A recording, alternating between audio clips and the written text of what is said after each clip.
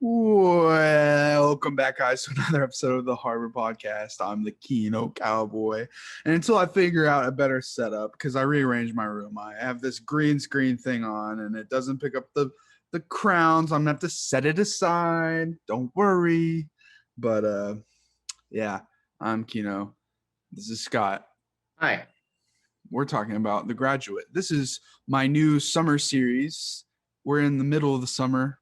And I wanted to talk about a few movies that I consider to be great summer movies that have the summer atmosphere, you know, the good shits. We're talking about what? Which is interesting because I never, until you mentioned it, would have considered this a summer film because it's probably not light viewing like you would think of a lot of summery films, summer atmosphere films is, but it's about a graduate. Of course, it's a summer film.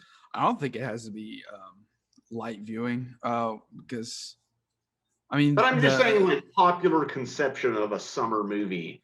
Oh, because you know, Jaws is one that's fucking scary. Do the Right Thing, that's a summer movie, very fucking intense. Yeah, that's intense as fuck. And fortunately, not relevant to American politics anymore because we moved.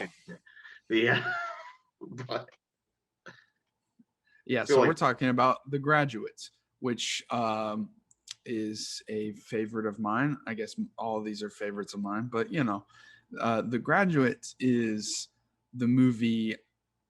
When someone asks me what should I watch to learn or understand cinematography, I'm like, okay, The Graduate. That's like the go-to. That's like the Bible to me for cinematography.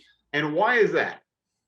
Because every single shot, the way it's set up, the way the camera moves is pivotal to the emotions portrayed on screen.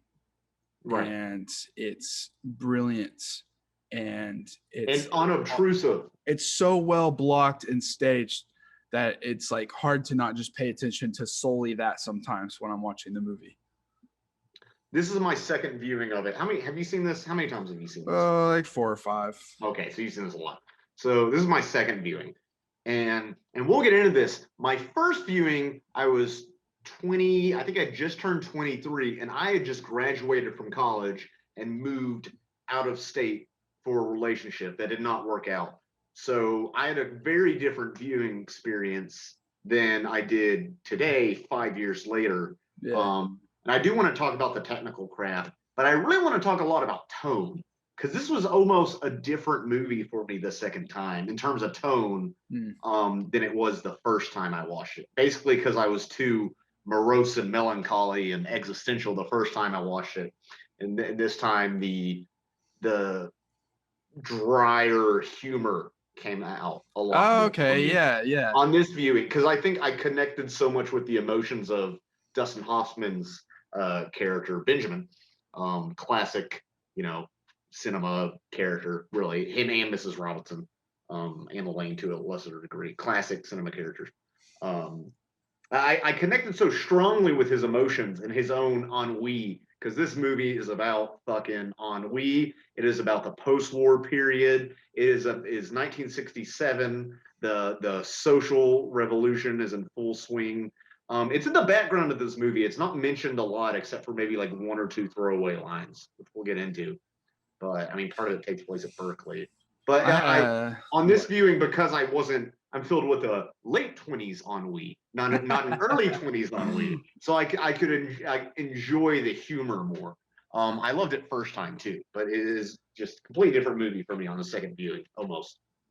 I think the first time I watched it, I was like fresh out of high school, not knowing what I was going to do. So definitely I felt the ennui, even though I was just a high school grad, not a college grad. But it was definitely I liked it straight off the bat, but I definitely appreciate it from different angles, just like you, every time I watched it after that. And I think that's the mark of a great work of art in general, and especially a great coming of age story. Because I think, you know, sometimes you see a movie when you're a teenager and you really relate to it, and then you go back and you think, that's kind of juvenile, or I don't relate to it anymore, which is not always bad. Sometimes it's sort of charming how things can like capture a certain like angst or a certain feeling of an emotion that the shade of which that emotion you don't really feel anymore now that you're older. But I think this is like a lot of, I mean, just random example, kind of like Catcher in the Rye, that which I don't think you've read that, but every time I read that I like have. 17 and 21. Oh, you have? Yeah, it's like every time you read that, it's a different book. And I kind of feel like this, like a lot of great works of art, is the same. Yeah, absolutely. Absolutely. And I'm it's funny. sure. And I somehow, when I picked the first two movies, I didn't realize that last week's Adventureland is also a post grad dealing with like shit after graduating college. Yeah, but that's what that's part of the themes of these movies and just summer movies. Also, I mean, when do you graduate? In the early summer. Yeah. So that's just, it just happens to be common. Also, I don't know, that's a good thing because I think there's a lot to compare about. I mean, we shouldn't go too into it, but there's infidelity in both of these movies. Yeah, I think there's a bit of that in this movie. there's a little infidelity. I don't know if you've heard of this movie, which is incredible to me because this is movies from 1967, and the whole time you're watching it, you're like, this movie's from the 60s. This is a ballsy fucking movie. And the director did Who's Afraid of Virginia Woolf before this, which is also controversial for its provocative nature, you know. So good for him. The man likes deconstructing marriage. What's to say? I've actually never seen that movie. I've also never read Virginia Woolf, although I think I have The Lighthouse on my Kindle. I don't think they're related though. That title, as someone who's never seen the Player movie, that title confuses the hell out of me. I'm like, yeah, the British novelist from the 19th century or whatever, 20th century. No, this movie, I mean, I looked it up. I was surprised. This movie, adjusted for inflation, grossed over $800 million. Yeah. Domestically, it's like 23rd ever in the box office. People were ready for it culturally. They were ready. People were ready for it culturally. And for a movie that's dialogue, you know, there's it's not Ben-Hur, it's not Superman, it's although I think the cinematographer actually worked on Ben-Hur or something, which explains a lot. Yeah, he did. He did. Yeah, because the director was from a theater background, Mike Nichols, so he had trouble getting this made. He had worked on Broadway and stuff, but obviously you do all your blocking and staging and stuff in that. I do find it interesting, and I would like to talk to somebody who had done both and knows about both worlds, so I could almost like interview them. Like, obviously you block differently, but do you ever feel like, not that I've ever made a movie, do you ever feel like modern filmmakers get lazy with blocking? Of course. All the time. Because we both feel that. Because there's a lot of like shoulder shot, or they'll edit things together in post. Hell, sometimes they'll composite characters together in fucking post. I mean, especially on like bigger budget things. I mean, put in characters who are dead, take out Crystalia and put in Tig Notaro, you know, whatever you do. That's actually awesome. That's an impressive effect, but you know, that's I didn't actually finish the movie, so I should. Anyway, no, it's weird when the blocking, but it's every. Also with the cinematography, we haven't even talked about the plot yet. And what's there to say about the plot? The thing about the cinematography is, like you said, it's completely unobtrusive. Because one of my gripes, I guess, with like film bros on the internet is they have this this is the second podcast in a row I've referenced Patton Oswalt. Patton Oswalt has this joke about how like directing, basically he's talking about how like directing is a male medium, and like editors, so many of them are women and don't get credit because we think of men as like these geniuses. But it's funnier when he's like, you have your big camera dick in every frame of painting and blah blah blah. And I think so many film bros, they look at something like, let's take Roger Deakins for example, who's one of the greatest cinematographers of our time, probably ever. But like, if you look at something like Blade Runner 2049 or No Country for Old Men, it's very striking shots, right? And like these vast deserts or dystopian landscapes, and that gets on your social media, on your Twitter, like film Twitter and stuff. But I think something about this, obviously this is a very famous movie and people talk about it, but your ability to take something as simple as domestic life, which is one of the most, I mean, well-worn, like it's the most well-worn topic in all of fiction. Like marriage. Are you kidding me? Like, name me an era of filmmaking that doesn't have marriage movies, you know? I mean, or of theater or anything. But your ability to make that interesting through your cinematography and have it be striking yet unobtrusive. And in cases, classic shots, the most famous probably being her leg over, you know, encompassing him at the beginning of the movie. I don't know. It's such a shame that we're lacking this these days. You know, not every movie, but like just from standard movies. And like people obviously are, you know, they like this kind of shit because they notice it in other projects that are pseudo doing it. Like and then in one of the episodes of Loki, there's like a tracking shot following Loki and someone else as like shit's like going ape shit around them, exploding and stuff, and they have to like escape. And you know, it's a tracking shot, but obviously there's many cuts that are hidden, and they're basically doing this on a green screen and stuff. And you know, the film bros are like, "Wow, dude, that continuous shot in Loki, that's so fucking cool." And it's like, see, it's kind of like blue balling these people who don't know what the real deal is, and I wish we had more of it. Well, and that's what I said about. Here's the thing. Let me ask you this: how does that affect the storytelling? It's cool track. I love my long tracking shots, like in what is it? Is that also Roger Deakins? Who did Children of Men? Who was the cinematographer on that? Anyway, I don't know. Alfonso Cuarón likes his tracking shots and stuff like that. But a lot of the time, I'm like, does this long take, this tracking shot, are you showing off for the audience, or does it add to the story? In Loki, it's definitely flashy and doesn't have to be, you know, doesn't add to which is fine. It's just fine. You know, it's better than just like other versions of the scene they could have done, but like it's not necessary. Ultimatum, super quick cut. Much better than that. Even though it's just CGI fest. I'm glad at least younger folks are noticing these. Like, wow, it looks like they didn't cut from there. And it's like, I don't think most people, when they start studying film, like start out with The Graduate. They start out. They should. They should. What I'm saying is, like, the movies that you and I were interested in at like in our early teen, you know, like 14, were probably different. You know, like Star Wars made my love of cinema, and that has good cinematography. But like, you graduate, no pun intended, I get it. To these things. Well, the reason I watched this movie because I watched it in film as text. Mr. Terrell showed the ending of the film in film as text. Oh, he did. In there. I think I was like, and he told us, he told us when it was from and explained why it was shot a certain way. And when he's like going to stop Elaine from getting married, and I was like, wow, this is a very striking kind of film. Like, wow, it is. You know, because and when you're 16, you don't watch a lot of movies from the 60s. You know, so. No, I watched like Planet of the Apes 2001, which is also shot really well. I fucking love Planet of the Apes. Planet of the Apes. I love that movie. That might be a top 25 for me.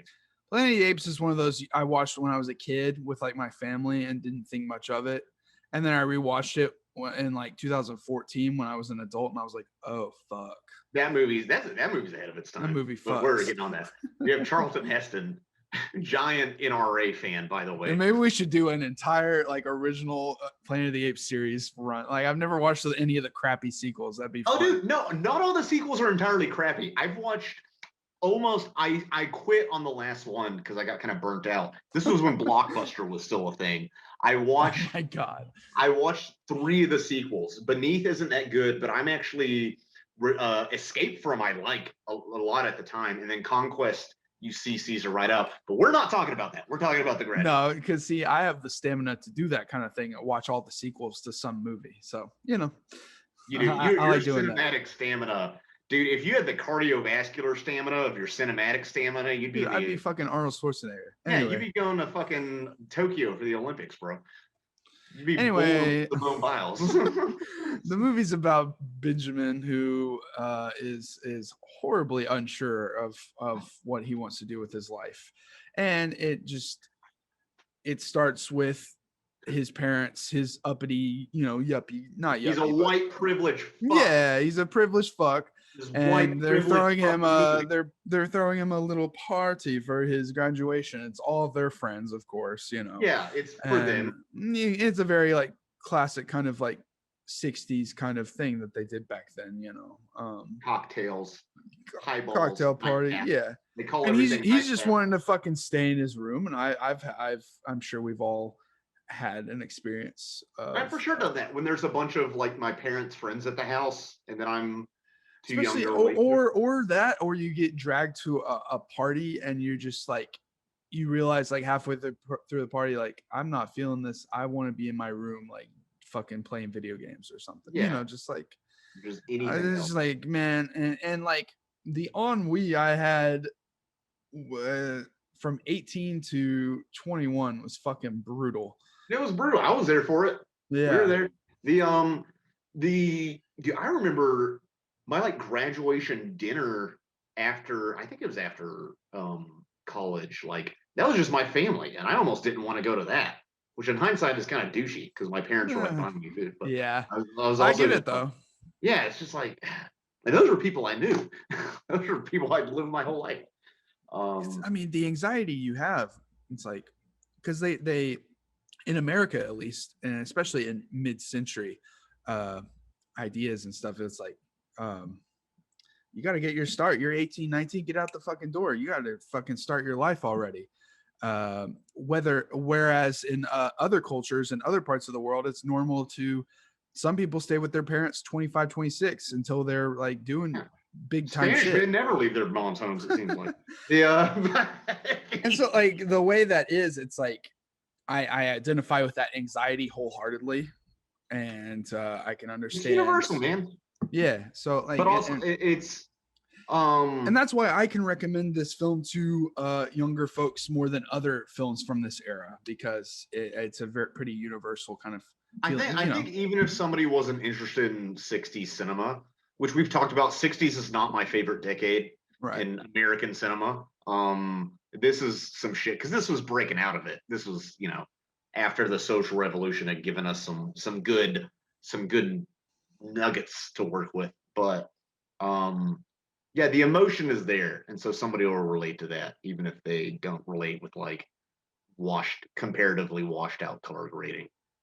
Also, another thing, just real quick, dude, so many of them talk about like getting married and stuff in this movie, and he's not even 21, which is, that's just another thing adding on to like the way social thing, because now like you get married at 30 maybe, you know, and in this movie people are in their early 20s talking about getting married. It's like scandalous for him to like be out of college and like not like having a girlfriend and shit, you know. And it's just like, he's like, it was have you heard MRS degree? Have you heard that? What do you mean? The MRS degree, the Mrs. degree. That's why women went to college to get an MRS degree. Dude, there was something, I had a summer job where all I did was like scan old yearbooks for my like university archives in the library. That's all I did, like 4 hours a day, just scan. I actually weirdly liked that job because I could just check out. Didn't even listen to music, just scanned yearbooks. But one of the first things I saw was a yearbook from 1954, and it was two young women in a dorm, and it was like, the caption was like, I have to like get a degree and find a husband. Like that was a joke in a yearbook in 1954. Oh my God. That's the culture we're coming out of. Yeah, it was weird. There was, don't even ask me about the yearbooks from the 20s. That's some weird shit. And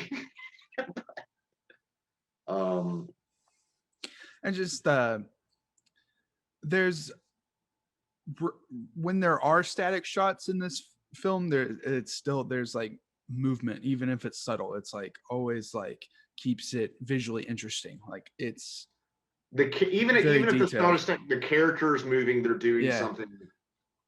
I often wonder how the director handled.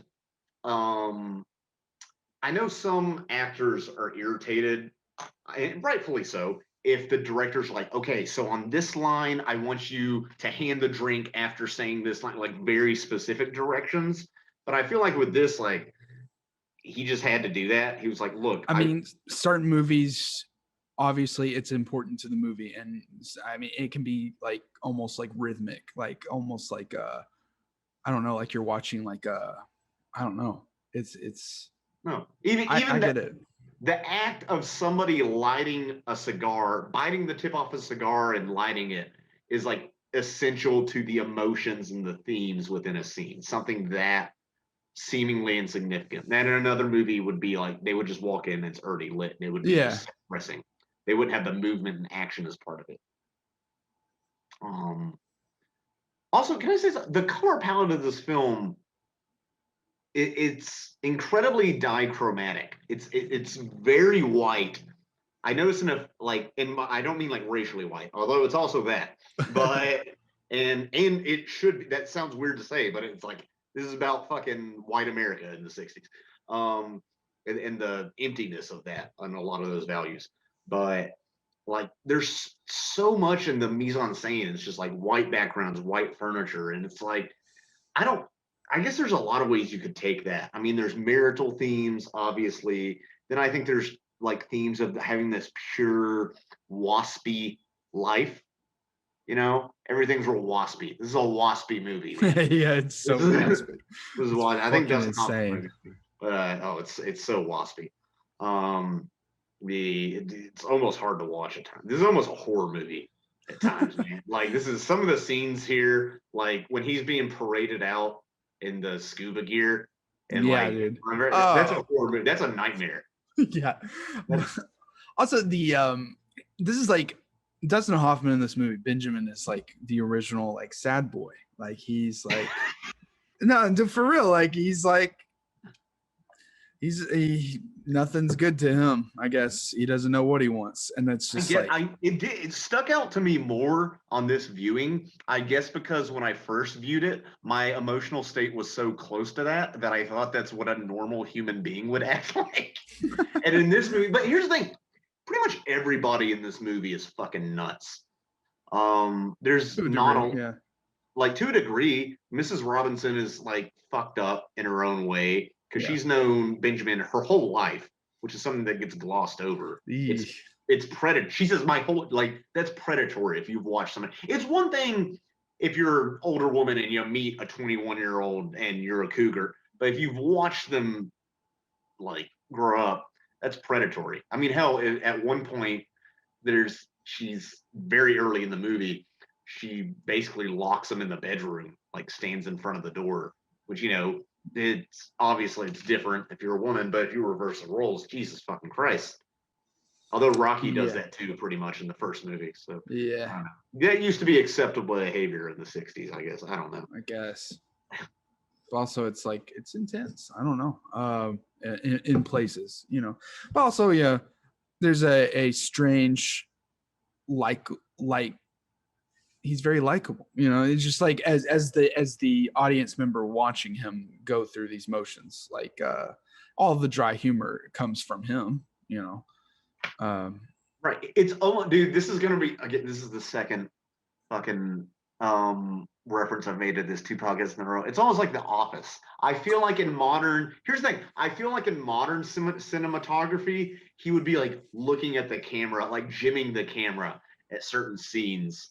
Like people say, he'd be like, "Uh-oh, this situation's awkward," but they can do that through just classical kind of cinematography and blocking without insulting my fucking intelligence. Obviously, TV cinematography is very different for cable and shit. But he's just he's such a little like he's not whiny, but he's like he's kind of beta. He's very beta, very like scared. Not as beta as Mr. Robinson. Hey, God. That guy. No, that guy kind of turns out. He gets kind of he gets pretty pissed off. He's like the only person in this movie who I think is like almost kind of sane. Except no, he keeps trying to like. I mean, what's so insane about Elaine? I don't know, dude. What do you mean, Elaine? That she runs off with him at the end? What are you talking about? Okay, well, before that, you're saying like, I don't know. Well, because he's coming up to Berkeley and being a stalker and is like, "Hey, we should get together." And she's like, "I don't know, maybe." Probably because she's like 20 and dumb and just like wants male attention, you know. But let's talk about Mrs. Robinson. Mrs. Robinson. She is sexy or no? Kind of Sexy sexy, or no? yeah. She's kind of sexy. Yeah, They yeah, play you know. they play it well.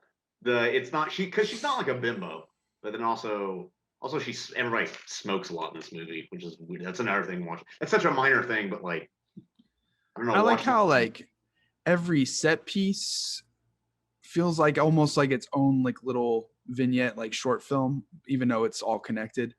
I actually looked at the timestamp. The entire very famous opening of this movie where they're at the party and then they go to Mrs. Robinson's house. That's 21 and a half minutes or so. That's a TV episode. That's a proper TV, which I'm sure was very deliberate. And they do have deliberate. I mean, they almost have different editing styles at the end. It kind of it almost reminds me of the coked up part of Goodfellas. Yep, exactly. Yeah. Where he's kind of losing his mind. Had to be influential, yeah. Oh, I'm sure.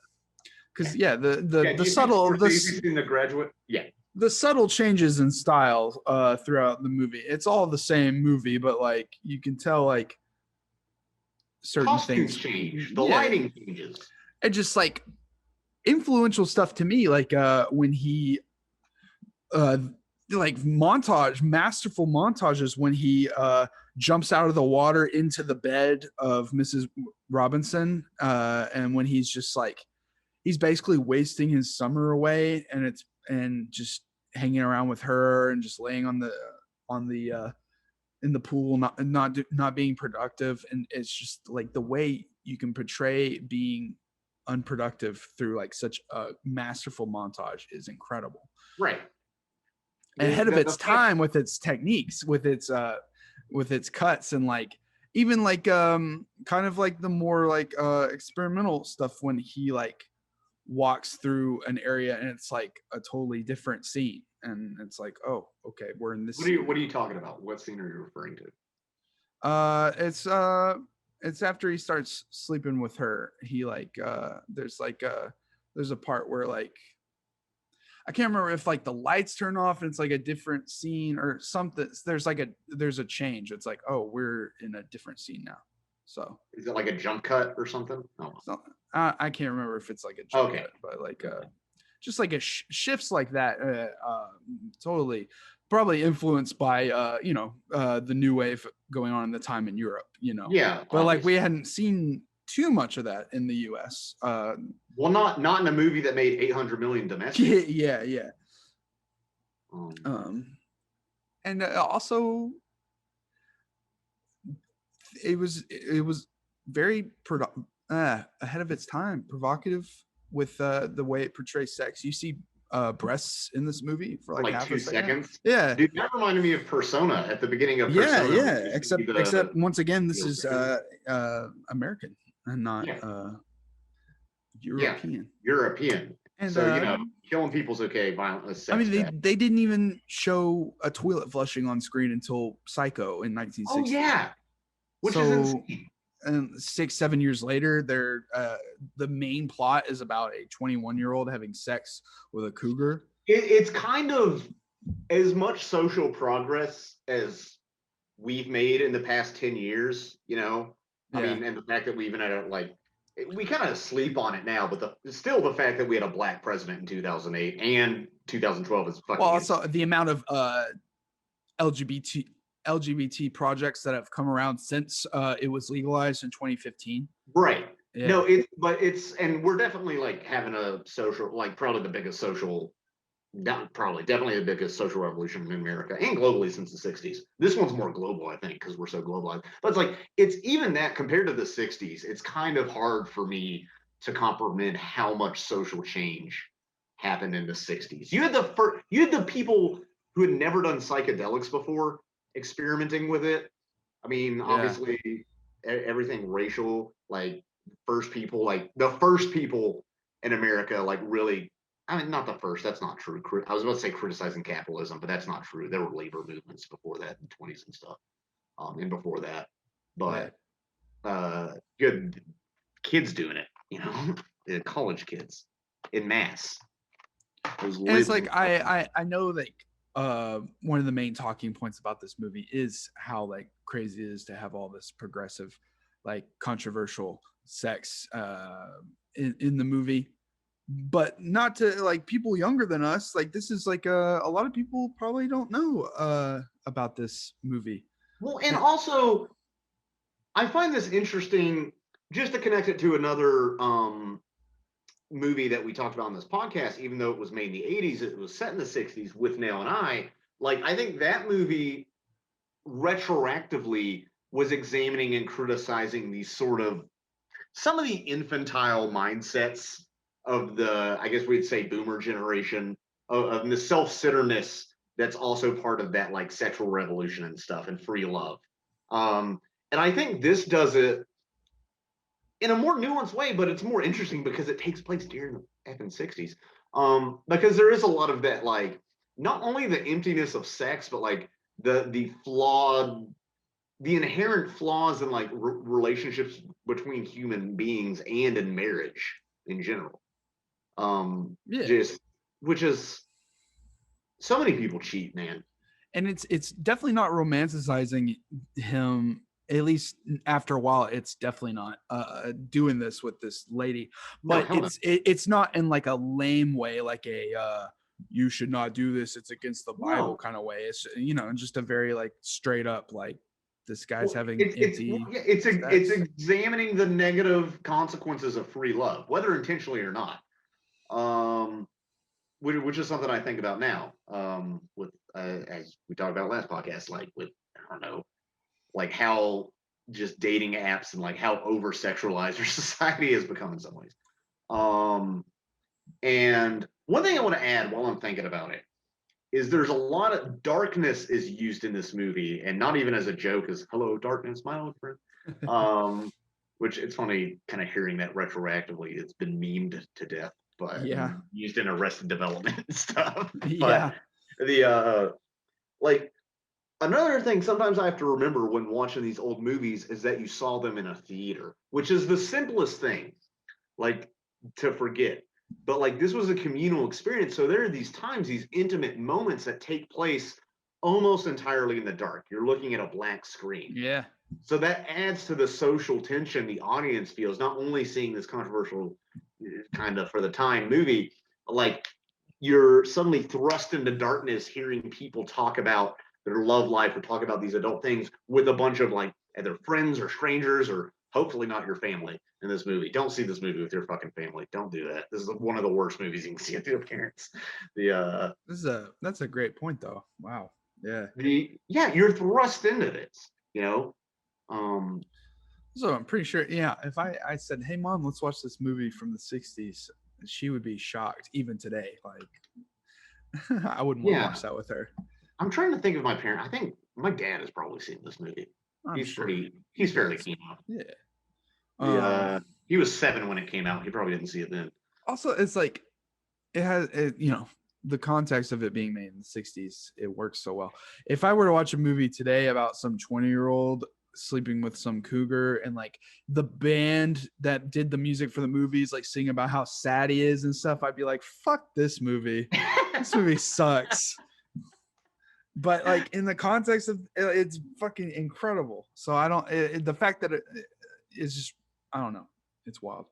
Oh no, man, movie good. movie good, man. Yeah. Anne Bancroft, was she in anything else? Dustin Hoffman obviously was in. Obviously. Have you seen Midnight Cowboy? No, I need to. That's another one that's like American Dream deconstructed, right? That's like, yeah, it's like, okay, we're gonna show the grit of New York City and not be fucking pussy about it. Yeah, exactly. Because Midnight Cowboy, what year was that? 68, I think. Okay. No, 69. Damn, so he was young then. Yeah. John Voight's in there. Oh, yeah. Rabid Trump supporter John Voight. This is a movie in the 60s where John Voight plays a fucking cowboy who ends up sucking dick for money, basically. Oh, yeah. Like, that's wild. But, yeah, you know. So, obviously, we have the set piece with the back and forth between Benjamin and Mrs. Robinson the first time, and he figures out what she's up to. He knows deep down, but he's in denial about it for like 10 minutes. because he doesn't know how to get out of the situation because he's a beta and he can't leave that. He could, if he didn't want it, he could have just left. He could have left at any point. Fuck this, I'm out. Which, yeah, because that's I wouldn't want to do that. He was intrigued. The deepest, worst part of him was intrigued, and he was like, he was aware that this would lead down a fucking weird path, but he did it anyway. So I can't. Yeah, Mrs. Robinson shouldn't have pushed him so hard, but also the id takes control. So it's another 60s thing. This is pretty psychological. Also, it's weird. Everybody drinks and drives in this movie. He drinks and drives like 4 different times. Everybody's like his like giving him drink. Like literally, Mr. Robinson is like, here, before you take my daughter on a date, have a drink before you drive out to the bar. I'm like, what do you? It's this weird thing. But even that is sort of there's heavily implied, if not outright said, because the Robinsons are business partners with Benjamin's family, or the dad is. So like it's almost reminds you of like a medieval wedding. Like you have these 2 families and it's like economically, which like historically that's what marriage has been. I mean, it wasn't until really not even the last century, the last half of the last century that love and all that stuff became a lot more important. I mean, even the idea that you would love the same person for the rest of your life that's a relatively new idea. And there's biological stuff to it. People cheat. People have been cheating forever. Watch Hamilton. Hamilton fucking cheated on people. Like everybody cheats. People have been cheating for forever. It's weird. But yeah, I don't know. It's like, hey, go bang my daughter because it'll be economically profitable. Truly, though, I mean, that's what it is. He's a pimp. Dad's pimping. Yeah, straight pimping. He's a pimp cuck pimp. Mrs. Robinson is one of the most like miserable characters of all cinema. She is in a way. She's very sad. And just like sleeps in a different bedroom. Self-hatred, but also, if you don't love your husband, this is before people were more open to divorce. Not just divorce, but like polyamory or like different gray areas in sexuality, or even just talking to your husband.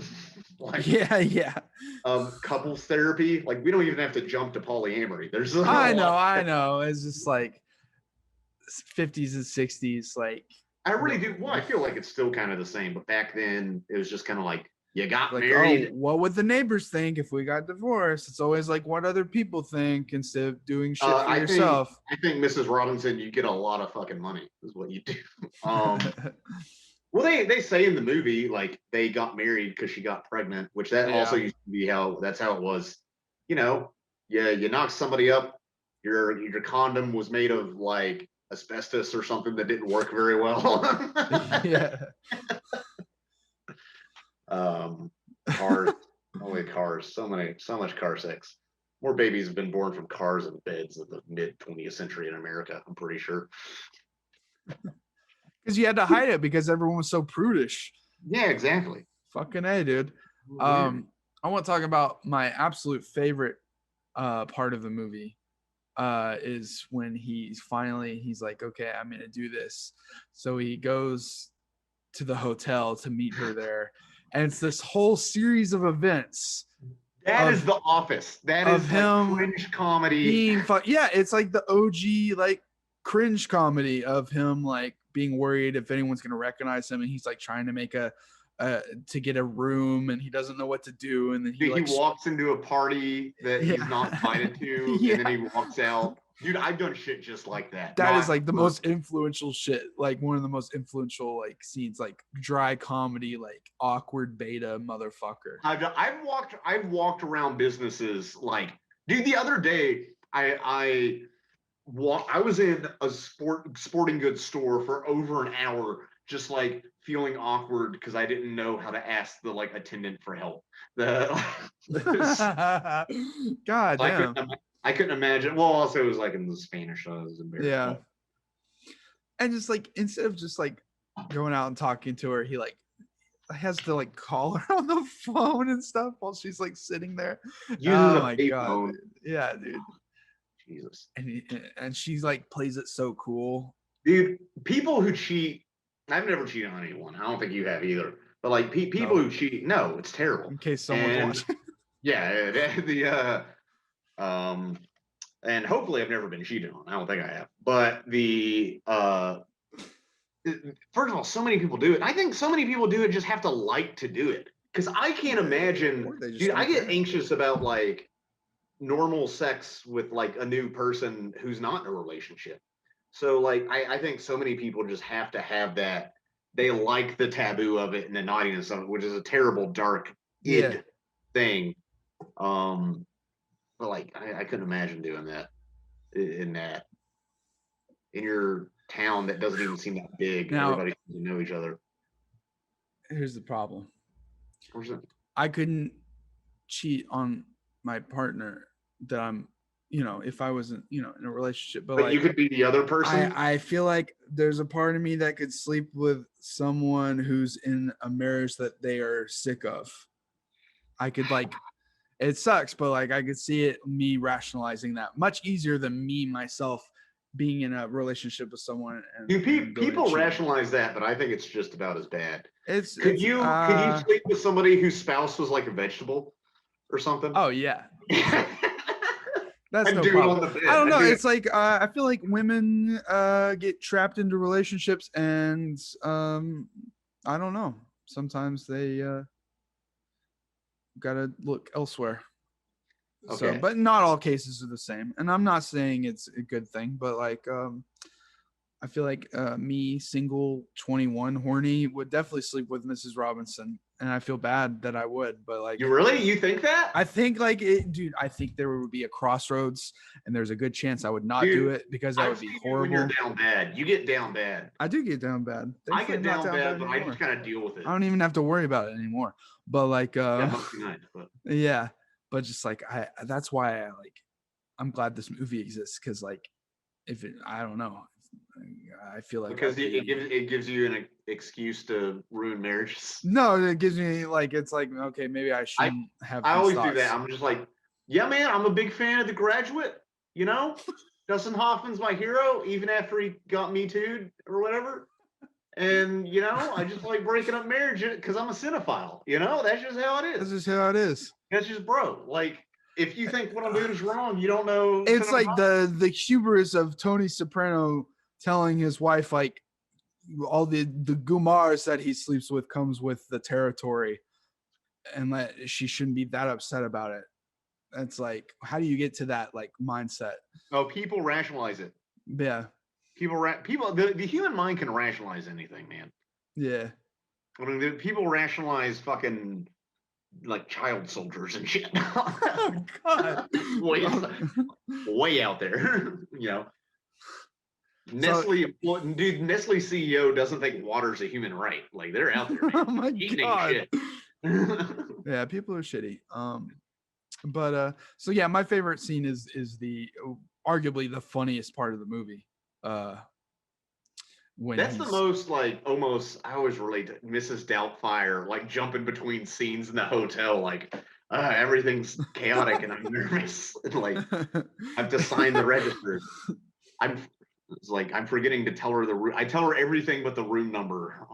Also, there's good payoff when because eventually him and Elaine come to that place and he like the guy's like, oh, how are you doing, Mr. So-and-so, and he like shits himself.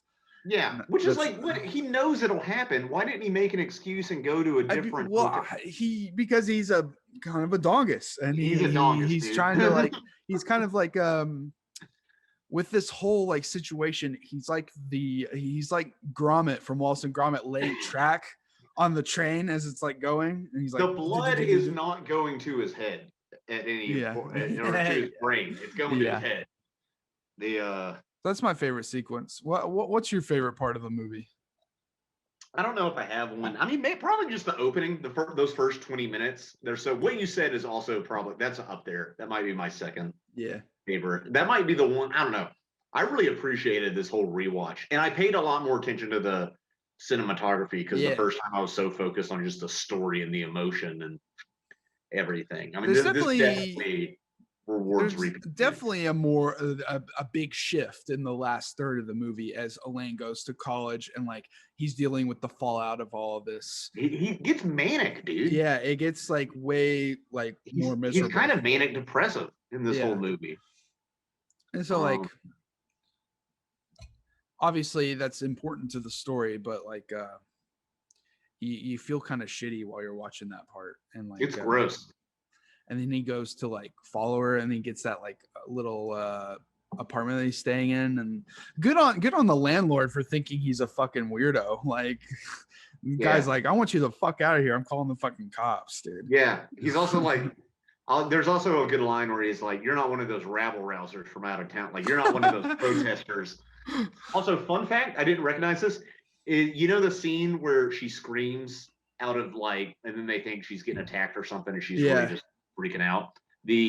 And all those guys come to their door to like be chivalrous, like, what's wrong, my lady? Which is fair, actually. That's not a white knight thing. That's a good thing. Yeah. One of those guys is a young Richard Dreyfuss. If you didn't notice. Holy shit. Okay. Yeah. It's very, I mean, he looks very young. It's almost younger and significantly younger than even Close Encounters, you know? Yeah, wow. Well, that was a year, 10 years before Close Encounters. Yeah, exactly. So that's crazy. I need to pay attention to that next time. Yeah. Look it up. This is one of the few films that I own physical Criterion of, because they're so fucking expensive. So I'm selective, you know. Yeah. Actually, my girlfriend Parker took me to Barnes and Noble last year, and she was like, for your birthday, pick out a whatever Criterion. And I was like, okay. That's what I chose. And it's a good one, man. Yeah. And I showed it to her and our friend Justin, and they enjoyed it. She liked it more than she thought she would. And then of course Justin was like, it was fun to talk to him about it. Yeah, I bet. Yeah, I'm sure he loved it. But y'all don't know who he is, so it doesn't matter. No, he was a couple podcasts ago. He was in the Heights, a brief cameo at the end. He was finale. Brief cameo in the third act. He was like Christopher Walken. Yeah, but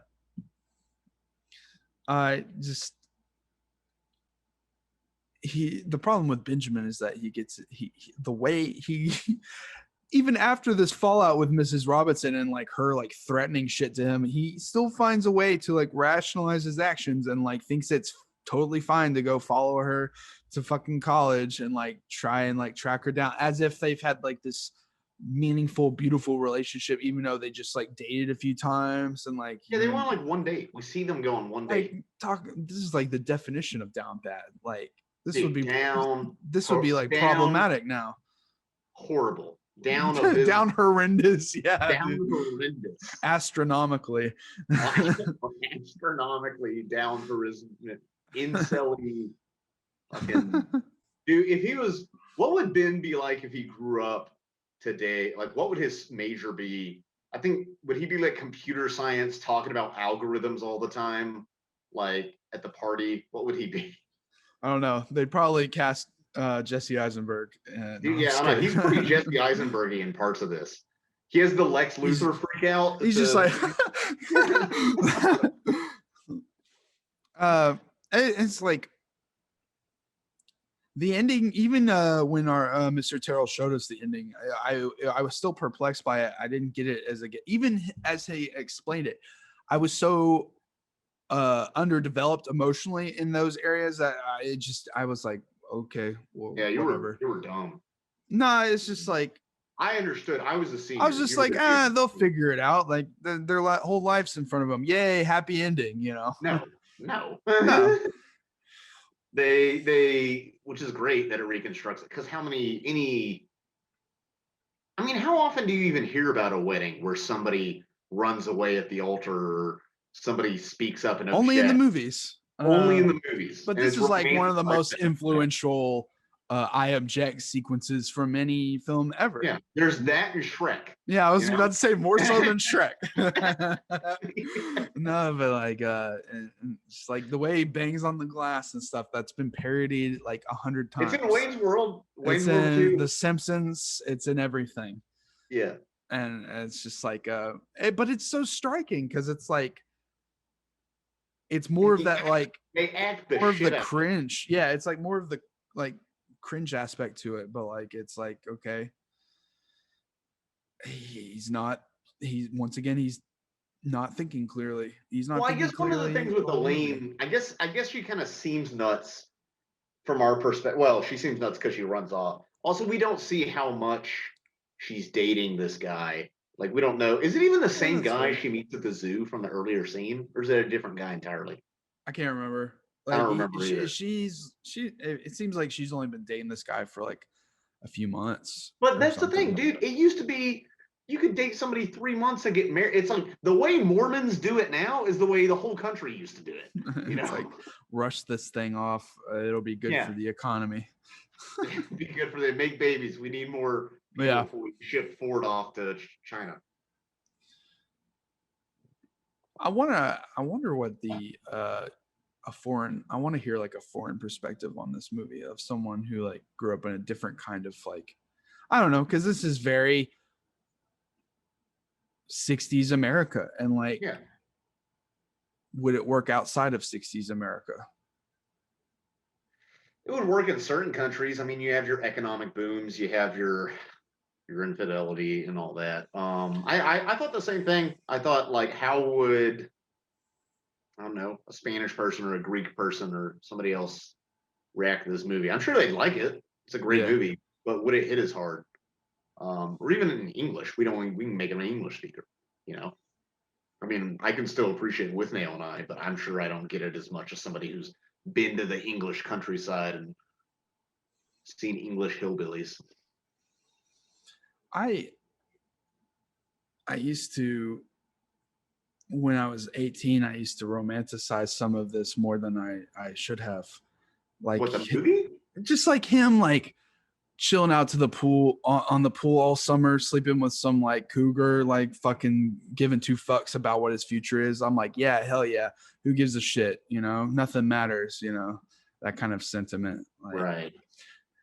And, you know, I knew it was unhealthy, but like watching the movie now, my mid 20s, late 20s, like this is the most miserable shit. You beta cuck. Yeah. And beta energy all over this movie. Yeah. So yeah. Anyway, what else? Do you have any other thoughts about this movie? Man, I could keep going on and jerking this movie off, but I really think that about covers it. I think if you watch this movie and you're watching this podcast, show it to people you might not think would like it, because from my experience, it's a pretty universal like movie because of its you know, it's advanced enough that people who don't watch older movies can get a kick out of it and learn something from it. Study this movie for the cinematography and you know, just everything. The dialogue's great. It's very sharp, very witty. It's good. Movie good. Yeah. Movie good. It's a good movie. Only won one Oscar. What did it win? Oh, well, then it's fucking trash. I can't watch it. Oh, it's fucking trash. Best director. Yeah. When's fucking Avatar 2 coming out? I'm ready for that. Fuck this movie. And I'm unironically ready for Avatar 2 just to see it, just to fucking see it. This is the official Avatar 2 cast sponsored by LaCroix and the Kino Cowboy. I thought you were going to say sponsored by Doritos and Mountain Dew. That seems more of an Avatar 2 thing. That's an old fucking joke now. Yeah, but it's Mountain Dew and Doritos. It's still happening. Okay. Yeah. Who the fuck just sits there and eats Doritos and Mountain Dew these days? Other than you, I guess. I've done it. Anyway, thanks for watching. I don't know what next week's will be, but Benjamin would have Cheeto fucking Dorito dust all over him. You think Benjamin would be a gamer if they made it today? Dude, here's the thing. I think he would maybe play casually. He did do a lot of extracurriculars though, so he's pretty driven. Like, what would be like the modern day 2020? equivalent? Yeah, like what would that be? I don't know, Justin Murdoch probably. Maybe back when he was like 19, but he's chilled out. I don't know. Maybe a mix of me and Justin together. Because I don't know. Oh man. I'd be probably more willing to. Never mind. We don't need to talk about that. Yeah, let's not. I'm not a cheater, but nobody wants to hear about that. Fucking disgusting. Would I pound some cougar puss? Maybe. Jesus Who knows? Dude, thanks for watching.